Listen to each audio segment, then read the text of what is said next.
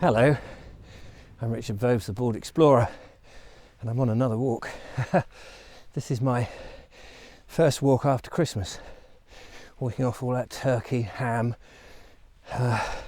cranberry sauce, ice cream, Christmas pudding, brandy butter, butter snaps.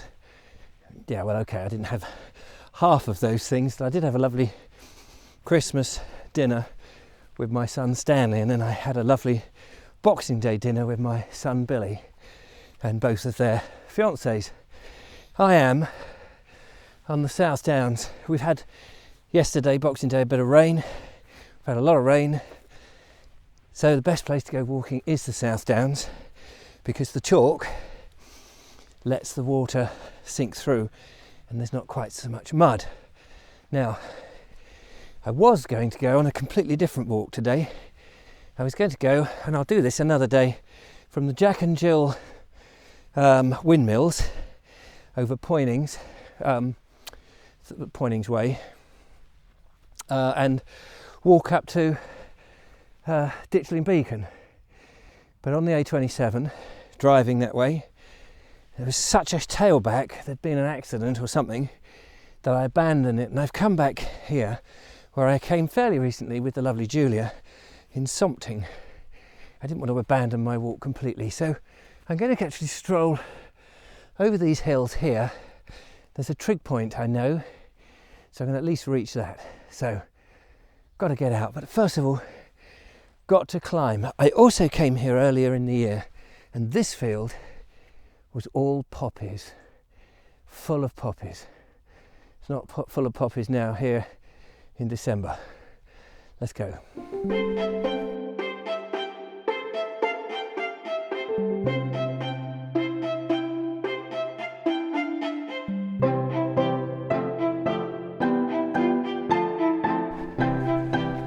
The sun has started to come out.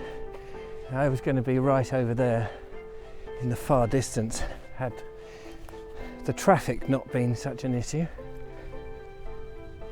But not to worry, I am actually out on the downs. This is a good time to get out because everything is at its most dormant now, I think, and very soon we'll start to see life come back to the land.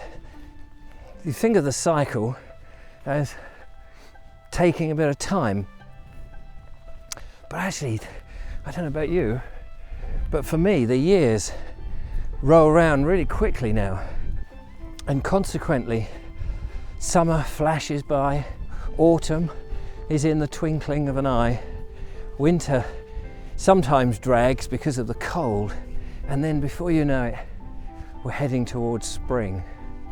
And one of the great things is I'm filming just after Christmas, and we've had the shortest day, so every day promises a little extra time to get out and enjoy the countryside and the nature and see what's going on.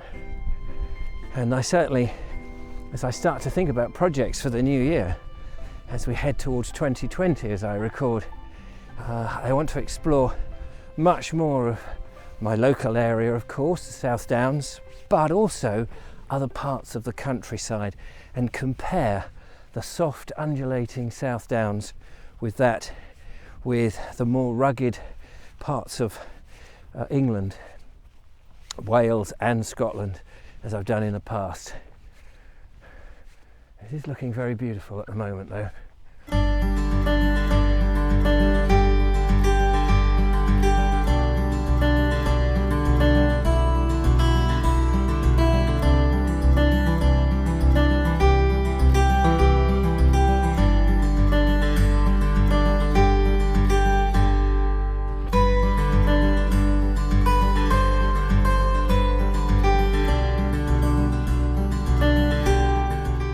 Just working my way up this hill here.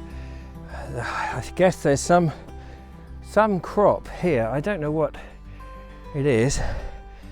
It's a grassiest sort of crop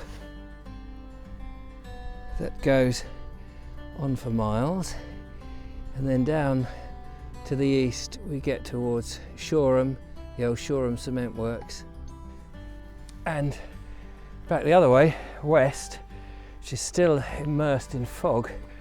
We head back towards Worthing, Chichester and beyond, and there you can see the sun is shining. I'm going to just hold the camera this way and walk slightly backwards so that I don't disappear into silhouette in the camera.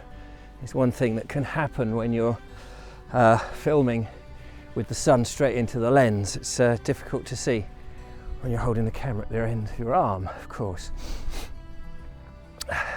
You can't see this, I didn't bring my other camera with me, sadly, but this drops down towards Combe Farm, I think, and over there, actually Combe Farm is actually over there, and above it is some pigs. And about a year or so ago I did a video called Pigs in the Mist, and it must have been similar sort of time. I think it was in the winter, and there was this beautiful mist everywhere, and I thought, oh, I'm not going to get much done today. And then suddenly these wonderful pigs came out. If I remember, I'll put a link in the description. Clambering up here, you can see the grey of the clouds. The contrast is great down on the coast there with the sun behind me. Now the Trig Point is up ahead, so I'm hoping to get to that. And you'll notice that the ground here is dry. All that water is gone. This is what I love about the Southdowns. They're perfect for walking in pretty much all weather. Well, I made it up to the Trig. Here it is, and what a delightful trig it is. And the last time I was here, funnily enough, all of this was overgrown, and the path goes beside it, and it's got lots of different plants. So it's been chopped down, trimmed down, and clearly it just shows you how over the period of time and the seasons, how the landscape changes. It may not physically change, but that's on it changes. The plants, the flowering, the seasons, the natural thing, go through all that with the blossom and the flowering and the fruit and all of that, but also with the farms planting their crops and things, which makes coming up very, very different. And the weather, of course, gives a completely different feeling. And if you've got the landscape, as tends to happen here on the Southdowns, very often you can get the landscape to yourself, and suddenly you feel at one. I feel at one. I feel connected to the earth in some primitive way. I don't know what it is. You know, there's part of me on this is going to sound really weird, okay? I don't know why I'm going to say this, but there's part of me that sort of wants to strip off and run around completely free of all inhibitions, but clothing. I'm not going to. Fear not, I'm not going to.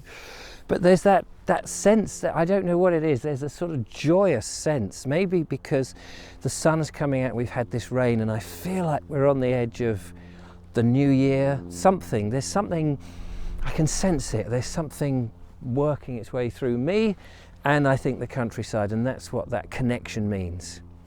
But I'm not going to quite finish here. I'm going to just go a little bit further and have a look over the hill.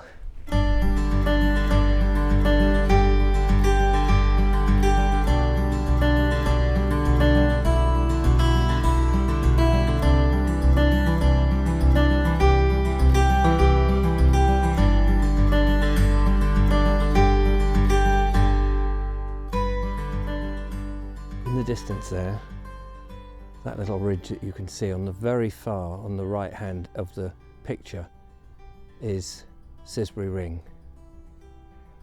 Sisbury Ring, of course, is the Iron Age hill fort where the Iron Age people obviously fought, lived, and also the Neolithic flint mines. And so I'm east of that. I'm just coming down this hill here. And I'm hoping, as I've come down the other side, that one can walk around this hill and get back to the big hill that had the poppies in, that's no longer got the poppies in, just pass through over there, and then that'll take me back to my car. This bit is a little reckless here and muddy going down, but it's not too bad. As I get down to the flats, if I bring the camera up here, this is looking north now, and you might just see the glistening of water on the ground, and it's probably incredibly wet-logged because you're more likely here to have clay. Now we're still on the South Downs.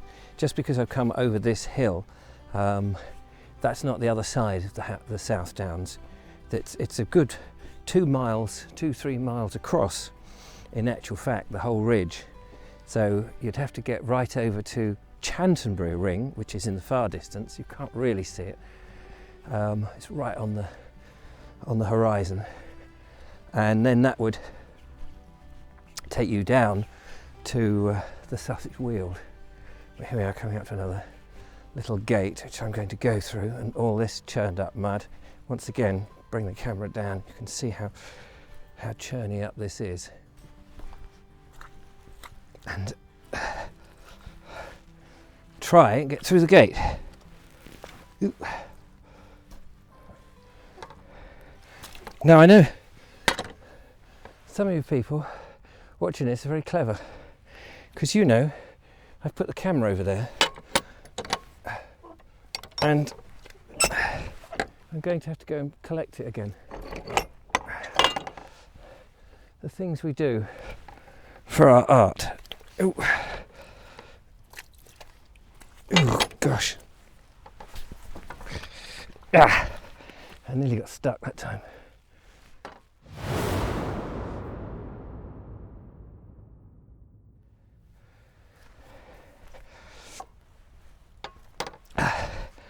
And just for the end of the video, I have had to come back and get the camera, and it is very squishy. You probably can't see it because I've angled the camera in the wrong way,